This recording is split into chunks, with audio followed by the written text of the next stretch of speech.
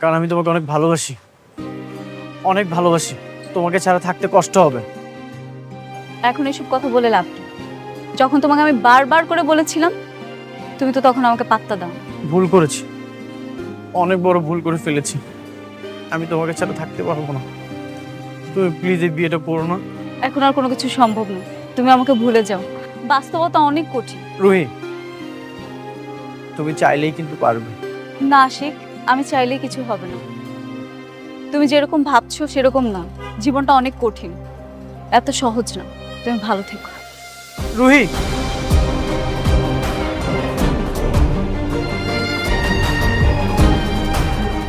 এভাবে খাম্বার মতো দাঁড়িয়ে না থেকে চলে যাও।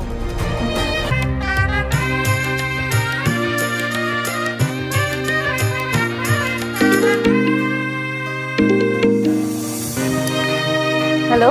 কি করছো? এই তো বউ সেজে বসে আছি। বরপক্ষ আসার সময় হয়ে গেছে। বরপক্ষ আসলেই বিয়ে। তুমি তো মনে হয় বিয়েতে আসবে না, তাই না? কিভাবে বুঝলে? কিভাবে বুঝবো আবার? কাল যেভাবে ভালোবাসার কথা বলছিলে, এতে বুঝতেই পেরেছি তুমি ভালোবাসায় ছ্যাঁকা খেয়ে ব্যাকা হয়ে বসে আছো। আসলে দোষটা কিন্তু তোমারই। সত্যি সব দোষ আমার। দোষ তো তোমারই। তুমি যদি ঠিক সময় বলতে তাহলে আজকে তোমার সাথে আমার বিয়েটা হতো। এখন বলো কোথায় আছো? নিশ্চয়ই বাড়িতে নেই, অন্য কোথাও গিয়ে কান্নাকাটি করছো, তাই না?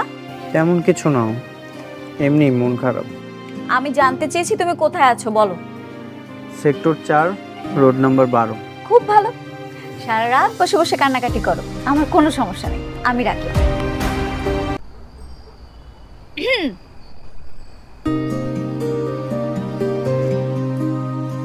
তুমি?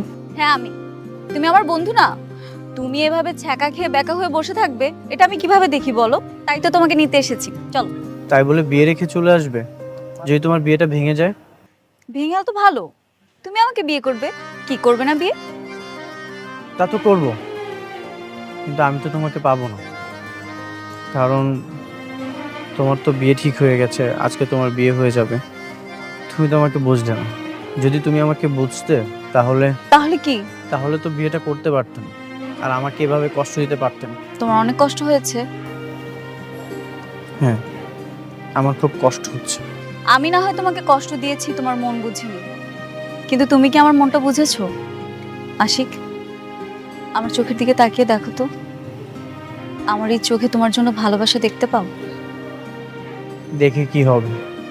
তুমি তো আজ রাতে অন্য কারো হয়ে যাবে।